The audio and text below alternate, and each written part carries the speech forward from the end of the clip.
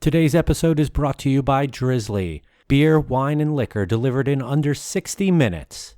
Let's face it, we've all been in that situation where you forgot to pick something up and you just don't want to get back in your car and head back to the store and get it. Well, Drizzly has you covered. Shop and order from thousands of products from local retailers with absolutely no markup. Seriously. And if you head over to unitedwedrink.com/drizzly, DRIZLY, right now and enter the promo code DrizzlyDeal, DRIZLYDEAL, you will get $5 off your first order of over $20. Sit back and relax and order yourself a 6-pack or a nice bottle of Cab Sav or a handle of Buffalo Trace if you so wish. Do it all with Drizzly at unitedwedrink.com/drizzly and then use the promo code DrizzlyDeal, DRIZLYDEAL, and you will get $5 off your first order of over $20. Drizzly. Beer, wine, and liquor delivered in under 60 minutes. Must be 21 to use. Enjoy responsibly. The opinions and statements in this podcast do not represent those of the host's employers, co-workers, family, or imaginary friends. Now enjoy the show. Happy hour? More like amateur hour. Welcome to United We Drink.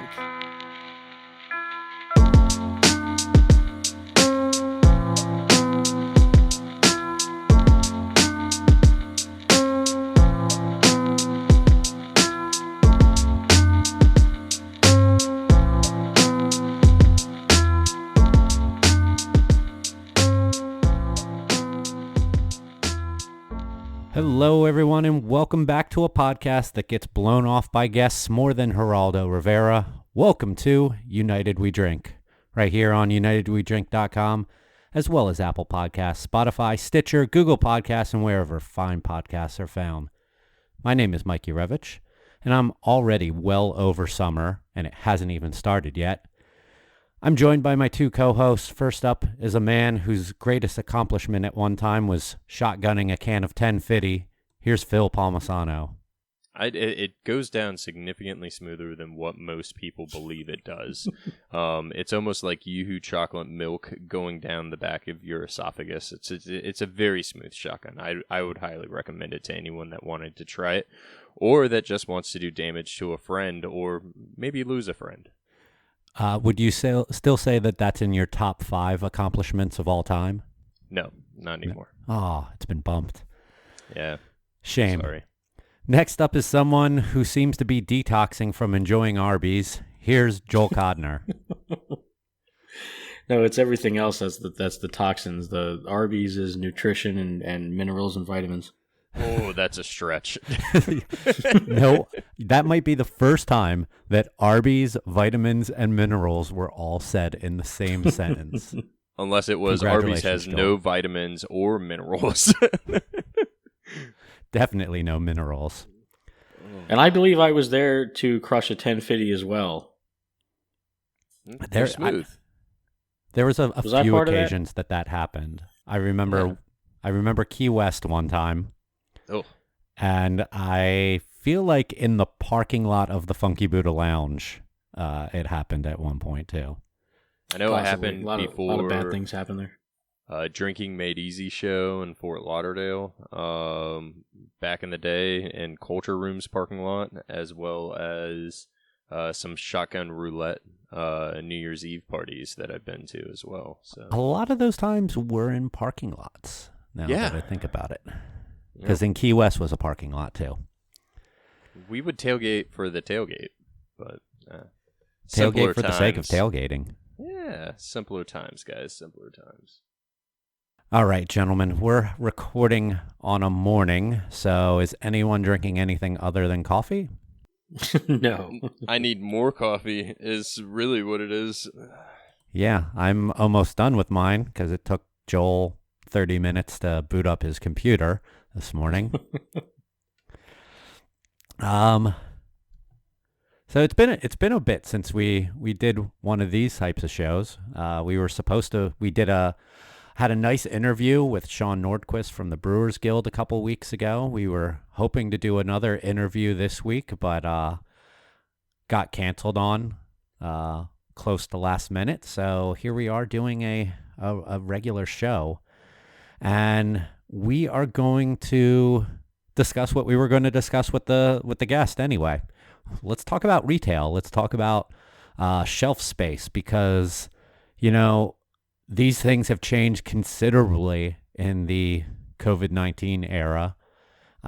Phil probably has the best perspective of what's going on out there of the three of us because he is back out on the road and working his markets. So we'll start with you, Phil. Like, what types of differences are you seeing from the pre-COVID era to what we're going through right now? Well, outside of the obvious of on-premise business or bars and restaurants, not really operating at 100%, or even anywhere near there. What I'm seeing, and we actually have never stopped being out in the market. We continued to smartly is not a word, intelligently navigate as best as we possibly could within the off-premise and make sure that our teams are safe. But we are seeing package sales, obviously, skyrocketing. Grocery for any supplier or brewery that can find themselves within a grocery set, you tend to see some pretty strong trends right now. IRI scan data is still showing growth within that segment of business in particular. When you look at the popular styles, you still see that IPA, that Belgian wheat category. Light lagers are coming up. And I think I've had multiple conversations within work circles as well as personal circles within the past 2-3 weeks, and I really believe that the consumer isn't necessarily drinking more, even though we all believe that we're drinking more because we're embalming at home on a very regular basis. But we have also, for the most part, removed the bar scene. And so where you would go and get dinner and a beer or two, you're coming home and you're having 4 beers. Well, you may have had 2 more beers when you came home from the bar. So in theory, you're drinking the same. Your occasions of drinking are a little bit different. Maybe you start your, weekend drinking or even weekday drinking a little bit earlier. All of that sort of leads to higher package sales for the time being. We are seeing some consumers trade up to craft. I have a thought process behind that, which we can get into a little bit later. But, craft beer is still very much so a premium luxury product. So you're saying that you think that there are people going up from macro into craft? Is that what you meant? I would imagine probably more on the import side for the time being, trading up just, $1 or $2 from maybe it's their, Modelo, their Corona, their whatever, and experimenting with maybe entry-level craft beer. We are seeing legacy brands. If you look at scan data, legacy brands in particular are performing very well right now. Now, also, for us down here in Florida, we just went through a BOGO with Sierra Nevada, and I loaded up. Why wouldn't I pick up some pale ale or some hazy little thing while it's buy one, get one? But you are seeing those consistent trends of Fat Tire, Sierra Pale, Sam Adams, Sam Seasonal products, Dale's Pale Ale, the old sort of salty players that got us there. Not salty in taste, but just have been there for a while. They're surly. They're curmudgeons. Yeah. The old guys are getting, they're getting the love right now because the consumer is trying to get in and out of that grocery store as quickly as possible, or they're ordering online and they're just ordering what they know, so that, time to browse the aisle is probably less than what it was. The legacy brand information is pretty cool to hear because Yeah, when you think about it, those are the ones that you're going to see in the grocery store a lot. And I've been hearing a lot of people saying that your big box liquor stores are not really doing as great as you would think from this whole thing, because people are going to the grocery store to pick up the things that they need and are just grabbing beer there since they're there and just getting in and out as quickly as possible, and don't want to spend too much time browsing the aisles of a liquor store. With that said, like Joel, you have been in a few liquor stores recently, chasing down some Allagash White and looking for specific types of bourbon. What have you noticed being inside of them?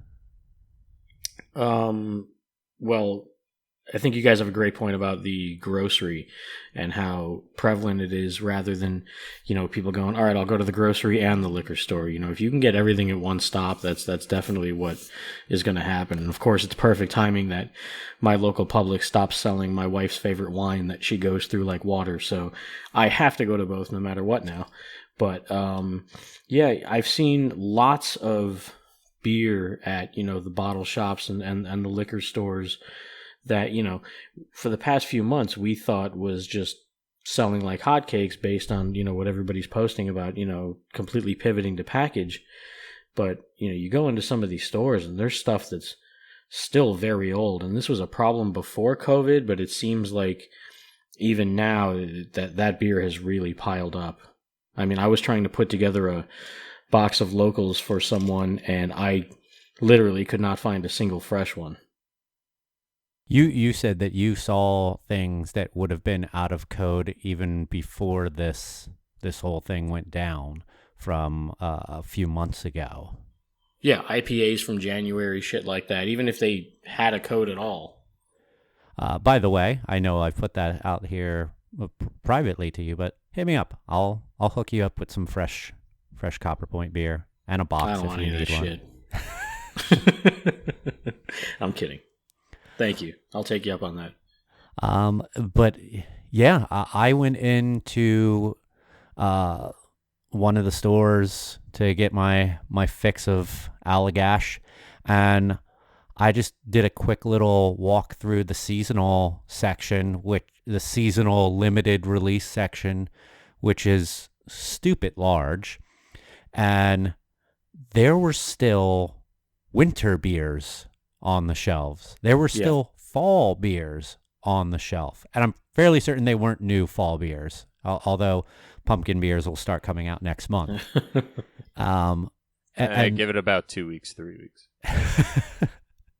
But they even have the little cards up on the shelf talkers that are like, fall, here's your fall beers, here are your winter beers. Like, really? Like, and this is why I wish we could have had our guest on, because there's some questions I have about like why this stuff really goes on like this. But I know some of the answer, and a lot of it has to do with the fact that they don't stock their shelves all that much. It's your wholesalers and your keep in mind when you're talking about seasonals and like old winter beers or old fall beers, most of the time the retailer is purchasing based off of trends from the year previous. And when you start to see a slowing down, and we can utilize something like pumpkin beers in particular, 2 years ago, there were so many pumpkin beers on the shelf in the middle of summer because pumpkin beers came to a screeching halt. And then you actually saw some breweries pivot last year and not put pumpkin beer out like they used to. And so your pumpkin beer selection sort of shrunk down. And as the selection shrunk down, what I saw, and I didn't have a pumpkin beer in package last year that I was selling, the retailers tried to buy as much as possible from less suppliers, and the consumer, in my opinion, sort of held off waiting for their favorite pumpkin beer that they thought they were going to see from Brewery X. And when that never came out, these pumpkin beers are still sitting on the shelf. I think when you look at that in particular, there's a larger discussion there with the death of the seasonal item or the rotational beer, and more of the resurgence of the core brand and the focus of the core brand than a COVID-19 discussion. That's true. And I mean, we're talking, I guess, retail in general, and we don't need to always be focusing on what it's like here during COVID, because there have been trends over the past couple of years of seasonal beers going down, correct? Yeah, absolutely. I mean, but you're seeing breweries sort of shake out their portfolios, where if you have that solid core brand to sort of keep your lights on, you're seeing less seasonal selection and less. Your innovation isn't coming out the way that it used to years and years ago, and also some of that has to do with, the death of the 750, large format bottles, which were relatively inexpensive to produce multiple items, because you could buy a case of bottles, sticker them, and they were large format, so they were eating up a decent amount of volume at the same time of liquid. When you look at a can, unless you're going to do mobile canning or, sticker a can, your profit margins with both of those options aren't nearly as good as a printed can, but you have to order so many printed cans for it to be worth your while. So you're seeing a lot of breweries, as package size decreases trend-wise, you're seeing a lot of breweries move away from as much innovation on a regular basis. More planned innovation, I guess, is probably the best way to put it. And while the whole seasonal concept has gone down, it hasn't stopped breweries from releasing limited items that are quote unquote seasonal in how they come out.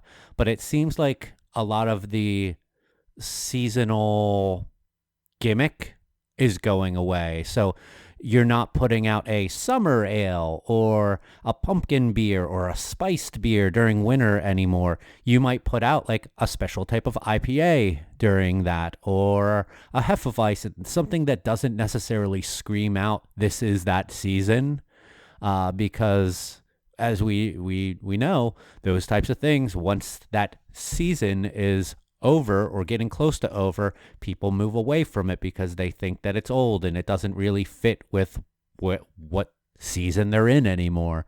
So this allows, I would assume, a product to stay relevant a little bit longer past what a season would be. I disagree a little bit with Mike, only because I think we need to keep in mind that, we still come from Florida. We have that Florida perspective, and we've definitely shifted away from the pumpkin shit and everything like that. So, I think places like Chicago and other, big cities like that could probably get away and still do, those special seasonals, whether it's the summer beer, the winter beer, the Oktoberfest, all that kind of stuff. So, I just think it's a little bit different culturally here in Florida. But when you talk about the 750s, like, remember how they used to indicate some sort of specialness to them, or they would indicate the seasonality of the beer, because it was like you'd always have your small format cores, and then boom, here comes like the big bottle. It was almost like all the little Marvel movies, and then the Avengers. You know what I mean? It's a terrible analogy, but it's like those go away, and all of a sudden you've got what is it, like a 375 of Parabola sitting next to just some regular beer on the shelf. So it's weird what it does to the specialness of a beer when it's the same size and doesn't really come across with that large format, like, special look.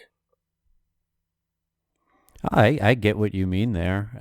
It definitely makes things stand out, and you still see some of those there. I mean, the amount of like brewery special releases that you see on the shelves now.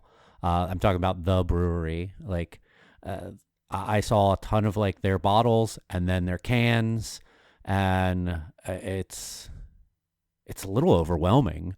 And I know that they have moved to using 4-packs of tall boys for some of their stouts and sours now, which looks a little weird to me, because I don't know, that brewery looks a little weird to me from when I first started getting into them. They've made a lot of change in focus, and they have 3 different brands like under their family now. But they're doing what they need to do to stay relevant and increase sales and so on.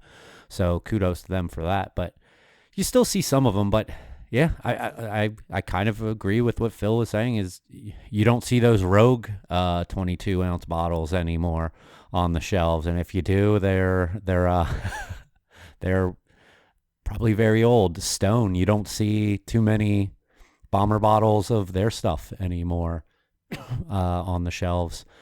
I think it's usually just the ones who like that beer absolutely calls for it, whether it be like Cascade with their sours still being in the 750s, or like specific Belgian styled beers that are bottle conditioned and whatnot. Sure, they could go to a 375 or something like that, but I think a lot of them have stuck to their guns with those.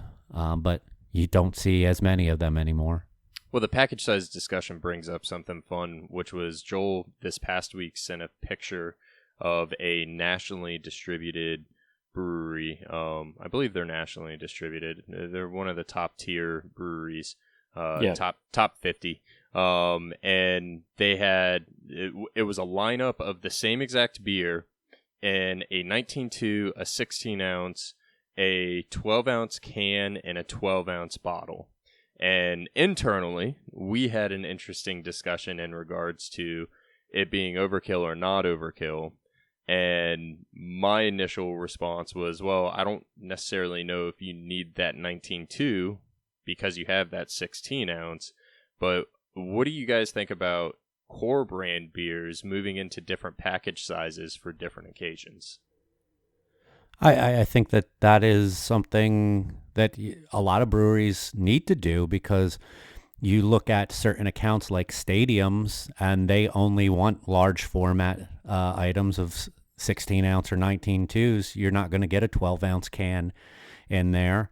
And that's why I assume some of them have those options. When I go into a Wawa, they have single cans. They're all 16s or 19.2s. In there, nothing 12 ounce as an option to buy as a single. If you have the means to be able to do that, I think that it's great, but I think you also need to know your audience, and you don't need to be selling in 4 different SKUs of the same item to a liquor store. Especially the 19.2 seems like overkill to me. Well, when I, walk into these stores, a lot of times I walk in pretending as if like I'm trying to basically reimagine myself walking in there for the first time as I once did, and being completely overwhelmed by the selection, which was minuscule back then compared to what it is now. And if I were to look at 4 of the very same beer in 4 different sizes and packages, I'd be like, what is this? Like, it would be very confusing to me.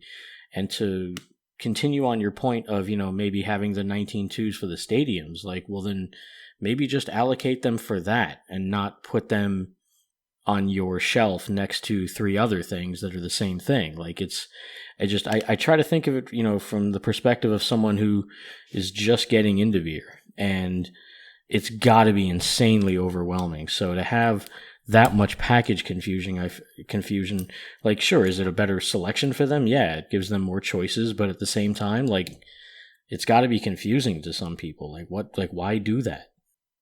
I believe that the single serve is definitely going to find a new place, which I believe is going to be the on-premise. And I'll ask my follow-up question to both of you guys in regards to this in a minute. But, Joel, most of the time it's up to the retailer, not necessarily the supplier, on where they want to sell it. Right. If the retailer wants to buy it, the retailer can buy it. And their occasional packages, I do believe anything above 12 ounce should be considered single serve. Loaded in, unless it's being sold in a 4-pack, obviously, but loaded into your, give a cooler door. There's actually several liquor stores in the area that do cooler doors of single serve 19.2s and 16 ounce cans. I think that's fantastic. Wawa does fantastic. If all C-store chains could sort of mimic what Wawa is doing when it comes to their beer selection, it's fantastic. And you are seeing some, 7-Eleven, Circle K racetracks, Gates up in the north a little bit. People are picking up on that, and they're seeing that there is a desire for craft beer in single serve, as well as 6-packs and 12-packs. You're seeing those package size availability and within that premise in particular really grow. My question to you guys is coming in, and I'm going to circle this back to a COVID discussion so that we can get back on pace. But as the on-premise reopens and you get comfortable enough to bring your families out into a bar or a restaurant or even just yourself, would you be more apt to drink a draft beer or a 16-ounce can? That's a good question. Because right now, I would probably go with the package unless they had disposable cups for draft. We at Copper Point, we just started doing glassware again in our tasting room this week. We still have the plastic cup option for those who want it. I still use a plastic cup when I'm having a shift beer afterwards. I know that I'm creating waste, but I use the same cup throughout the entire day for my water, and then I pour my beer into it, and I'm creating waste. But I also save a glass from having to be washed, and also I just feel a little more comfortable because I know I've had that cup in my possession the entire day.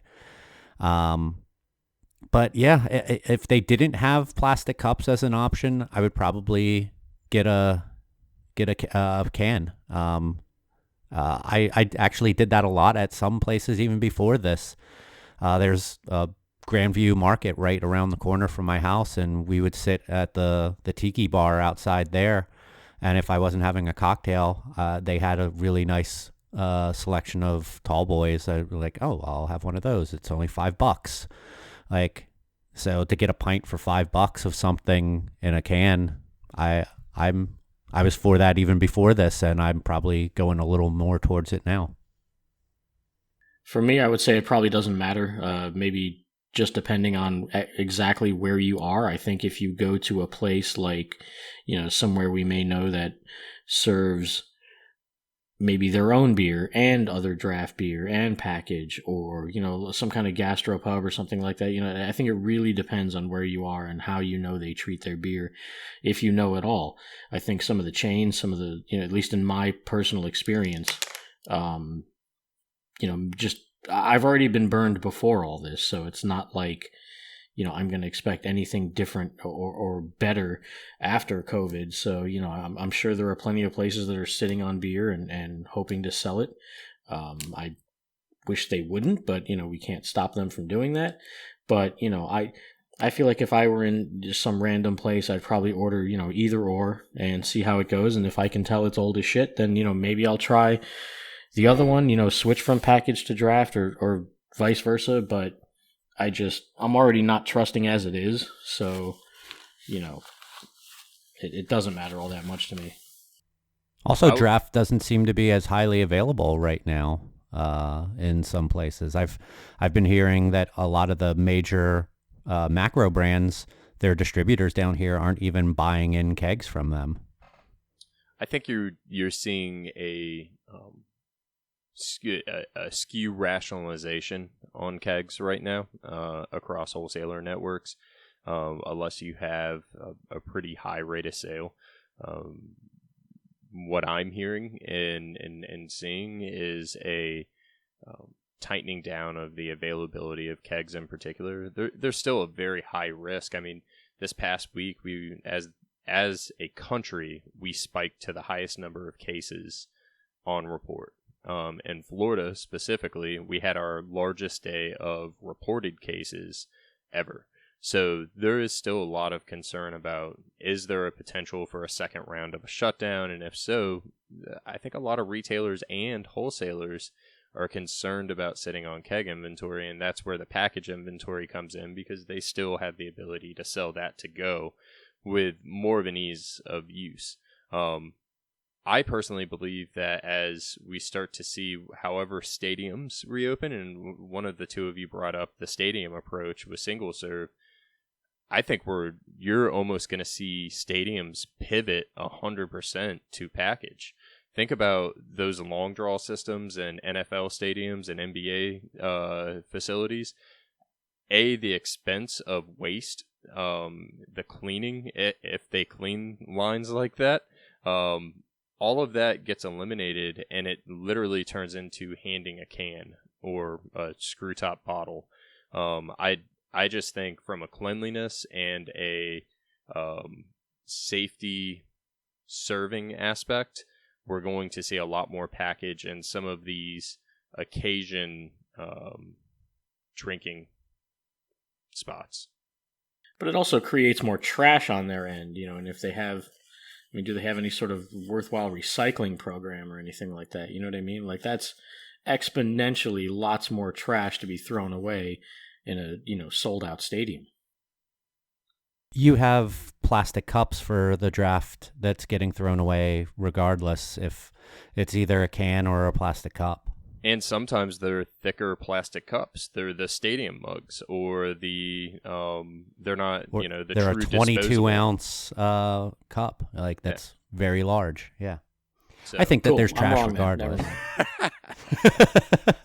No, I think these are all discussions that have to happen as we get back into what is normal, and obviously there's a lot of people that are much smarter than the three of us that hold higher positions and manage beverage companies. What does it look like? We're in Florida. This is a tourist destination. What does it look like when Disney reopens their doors when it comes to beverage sales? What does it look like at Universal? I was seeing a lot of those Coke remix machines on the YouTube videos of people going through the walkthroughs of the first few days at Universal. And, so it's all self-serve stuff. But does it move from fountain to package, even in the soda industry at that point in time? I mean, those things are basically vending machines that everyone's touching. So I don't know. I mean, listen, I'll definitely take a 19.2 of butterbeer at Universal. Oh, that's gross. I guess just make sure you have your little metal pokey thing to open doors and push screens, right? You guys all have those, right? Oh, yeah. I'm like Wolverine. I've got 3 of them on one hand. I don't know what you're talking about. Oh, they're all over social media. They look like little aluminum keys, and it has like a little nub where you can touch a touch screen with it, and then it has a hook to open up a door. The only thing that's missing is honestly a bottle opener on it, and I'm sure you could figure out how to open a bottle with it. So, I'm sure you could shotgun a beer with it too.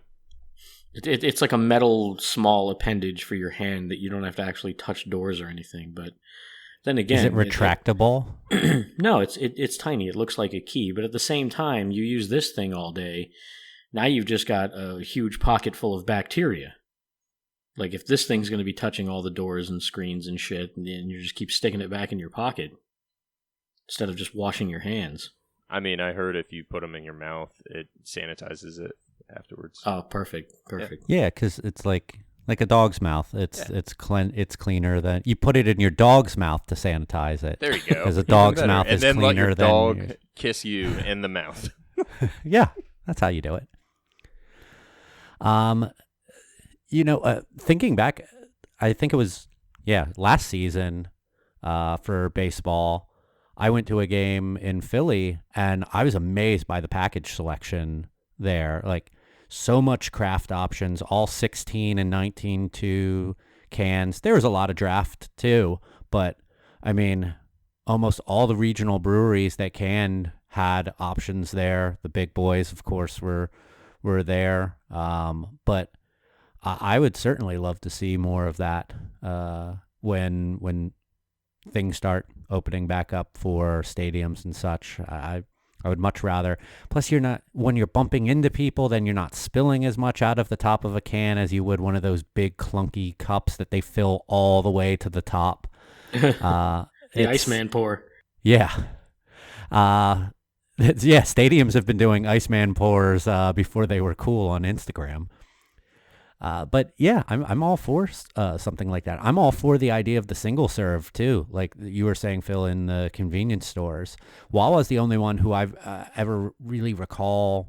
I mean, at 7-Elevens, I've seen do that in the past, but they were with your macro brands, and then you would have like your quarts of oldie and stuff like that. But more single serve craft options would be great. I remember seeing at Wawa once once. when you go in. It's ever increasing, and you're actually starting to see some grocery chains pick it up, as well as liquor stores as well. I remember seeing a 19.2 of Golden Monkey at Wawa for $1.99. Yep. Holy shit. Yeah. Get you some. Get in trouble with that one. So, so talking about stadiums, what trends do you guys actually see as this past week? NASCAR's back. They had actually a very newsworthy week. And even though our listeners don't pay attention to NASCAR in particular and have Just voiced one. that concern, but the NBA, the NFL, NHL, MLB all came out this past week with some type of proposal or plan to reopen. As professional sports leagues start back up or jump into the playoffs or however it looks, does this more positively impact at-home beverage sales or on-premise sales, in your opinion? Good question. I don't know. I think a lot of it will have to do with how the cases keep on coming in. I could see it going one way or the other for sure. Like if cases start getting bad on off premise, taking home, I could see getting way bigger than before. But if not, and people just keep on saying like, "Oh, this is over, I'm going out," I could see the bars getting hopping again because of that, and hanging around and watching the games, and just being able to be out of their house more than anything. Yeah, I agree with Mike. I mean, people are acting like we've defeated this already, and it's on the uptick in many states, so fingers crossed there's no second shutdown, but holy shit, like people just do not seem to care right now. I mean, they're out there, no masks, nothing. I think you're going to see a little bit of both, just simply because you can control the party at your house or your friend's house. You get to control the crowd, you get to control everything. When it comes to the bars, I think you will see some of the large chain or, the bars that you keep close to your heart. So, Mike, if you have your one bar that you like to go watch the Eagles play, you're going to go to that Philly bar to watch the Eagles play. So I think you'll have some of those nostalgia bars pop back up. I think you'll see some of the chain restaurants that families feel secure going back into. But at the same time, I do believe unless we're sitting at 100% occupancy, by the time these sports seasons roll in, we are going to see another pop in off-premise sales, in particular, liquor, grocery, convenience, all as a byproduct of sports coming back. And honestly, I'm looking forward to it because I think it's the closest thing to quote-unquote normal. I just want to watch live sports. I'm selfish in that manner. I remember you saying you wanted to bring something up later on in the conversation. Did you already do that? No, not really. I'm trying to figure out a way to sort of jump into it, but as we're coming up, towards the end of the topic as it is, do you guys see any trends? Me personally, I see a few trends. One was the sports thing, but two, I really believe that, and I'm curious to see your take on this. As the stimulus packages start to slow down, do we see craft beer and specifically off-premise sales? Because right now we're seeing a spike in off-premise sales. People are buying stuff. you guys, we've all internally discussed, going out and buying bourbon or buying some, some premium products.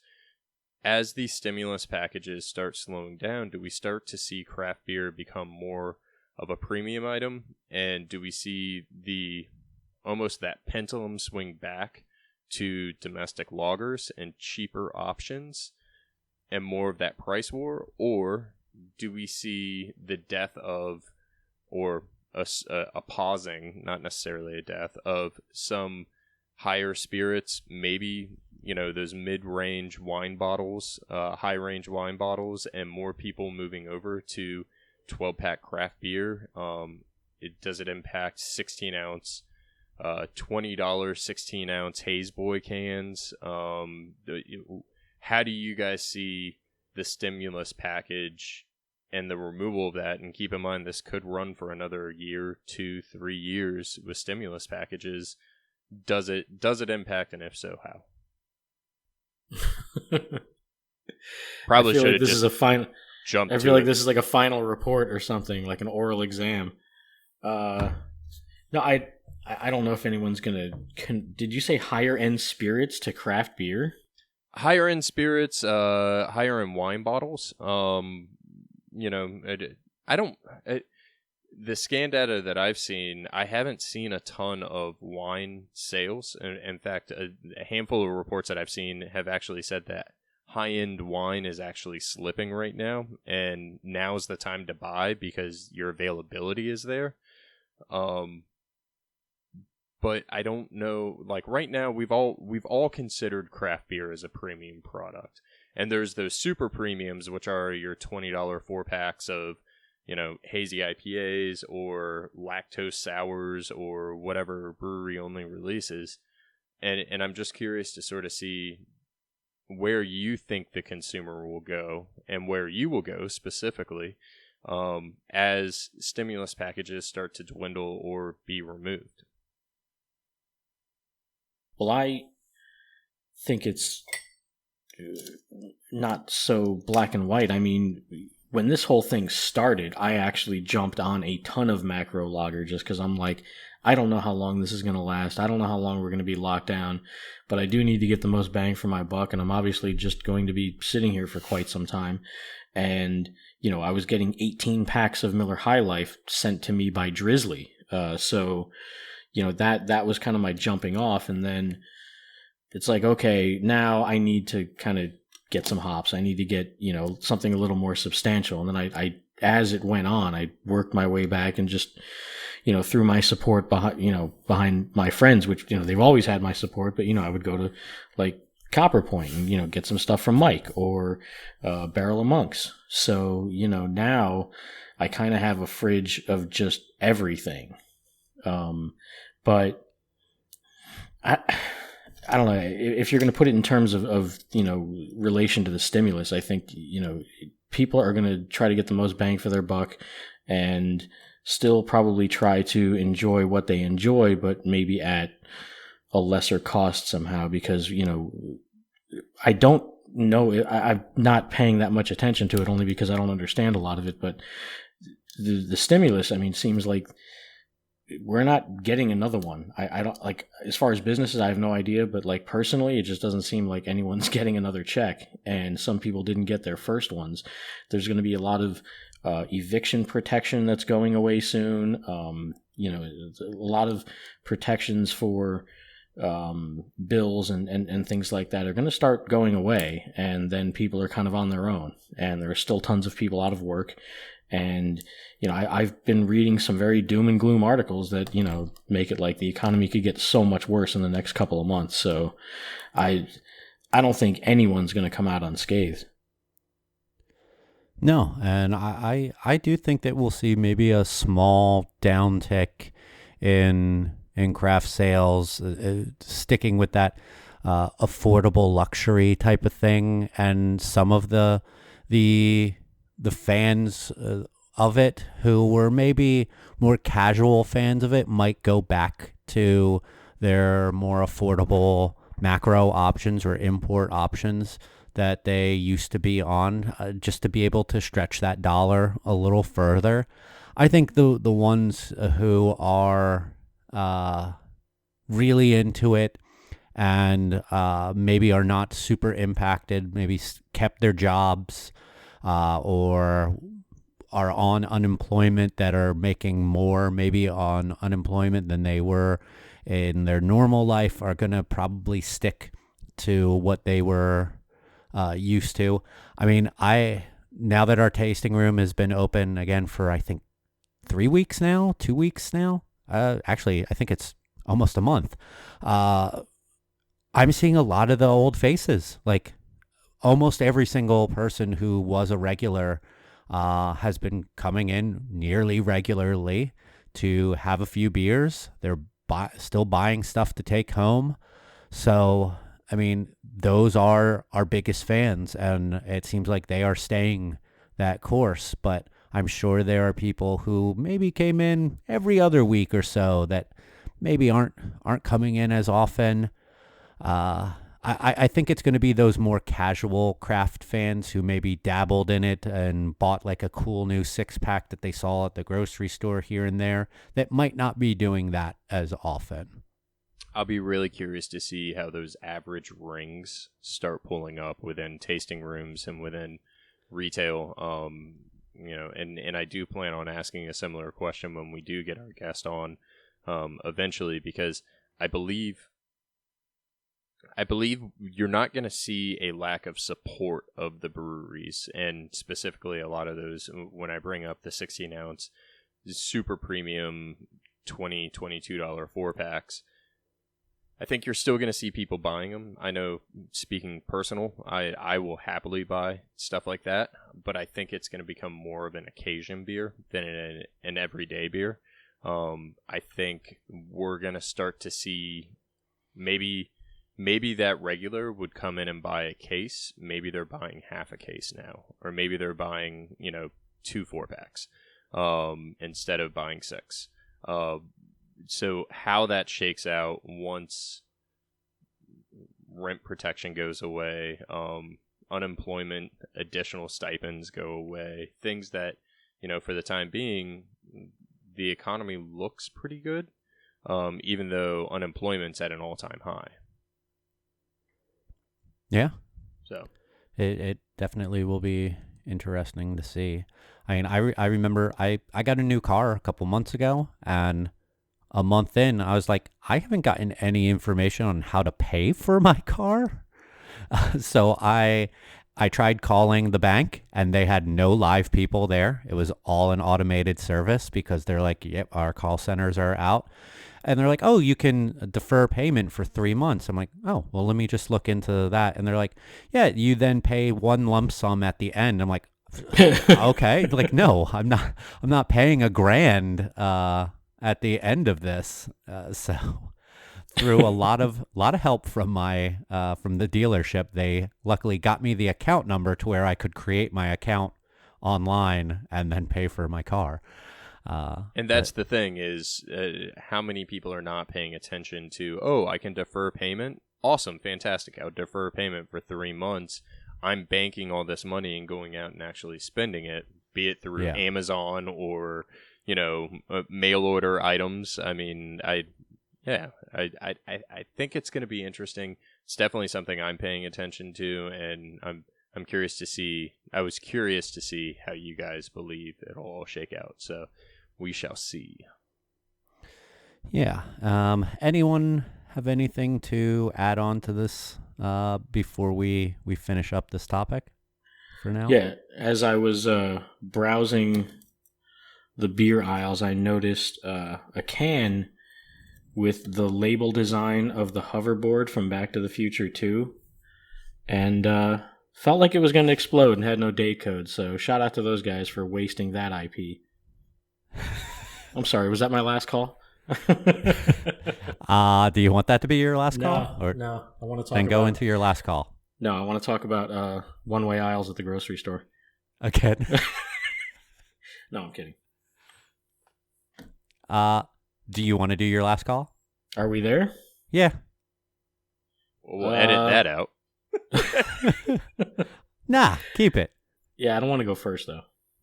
All right, Phil, I don't have a last call this week. All right, moving on. Yeah. Well, I, for one, am excited for hockey to hopefully be coming back soon. I am really intrigued by this playoff picture that they're putting out there with the top 4 teams in each conference getting a bye, but also they're going to be playing round robin against one another to determine the rankings for the top 4.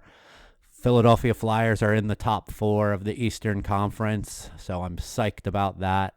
I think that this should be a fun thing, and I know that there's not a lot of people.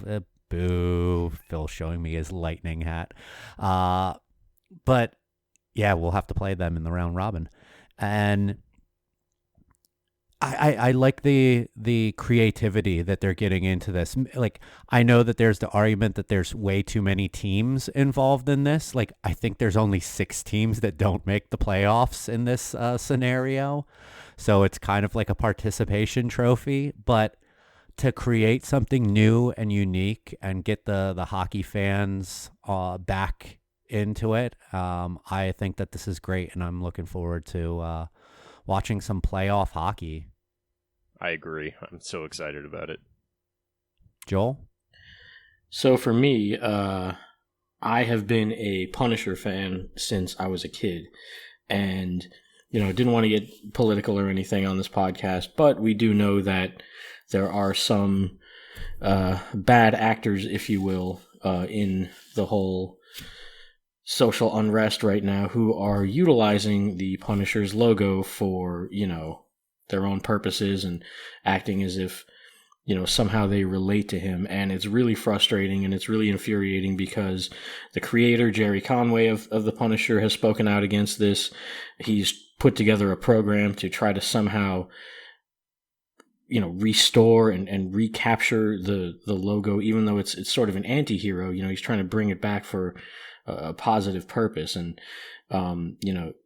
I've seen all these horrible articles calling for just Marvel to just end the Punisher. Just it's too problematic. Just get rid of it. Or, just horrible articles just saying that the Punisher should go away and all this shit. And, some are even saying that there's nothing Marvel can do, which is horseshit because Disney owns Marvel and they sue over their IP all the time. And if you have people using, a logo, which, by the way, Marvel is not selling any of these products that people are wearing. You don't get these at the comic shop. These are patches that are, sold third party online, stickers, from bullshit websites. So, they're fucking misappropriating a beloved character to a lot of people, and who's fictional, by the way. It's not like you're actually holding up, It's like imagine if these guys were running around with fucking Superman logos and shit. So, it's just these people need to stop using the logo. Marvel needs to fucking do something about taking it back and not send a CND or some shit. But I hate seeing my favorite character get misappropriated for bullshit causes, and it's just fucking frustrating. Yeah, I hear you on that. All right. Well, anyone want to plug their social or anything else? Phil? You can find me at ppalmisano77 on Instagram and Dos Virgos on Twitter, on the rare occasion that I'm on Twitter. What is the 77? Because we know you're not that old. It was my football number. Ah. Nice bit of trivia there. There you go. Joel? Florida DUH Brewer on Twitter and Instagram. You can follow me at Mike Loves Beer on Twitter and Instagram. You can follow the show on Twitter at United We Drink, on Instagram at United We Drink Pod. We're also on Facebook if you like to like things on there. You can also find the show on any of the major streaming services for podcasts, whether that be Apple Podcasts, Google Podcasts, Spotify, Stitcher, iHeartRadio, all of those where you can subscribe to the show and listen to them on the device of your choice at your leisure. If you want to support the show financially by buying a shirt, sticker, button, or anything like that, head on over to our store, unitedwedrink.com/store, and you can pick something up there. Otherwise, we'll be back here in 2 weeks for a brand new episode, hopefully with a guest. We'll see how that works out. In the meantime, everyone stay safe out there. Be cool to one another. Be excellent to one another. Bill and Ted trailer dropped this week. So, or last week, rather. So, we'll see you then. Cheers. See you. Enjoy Arby's.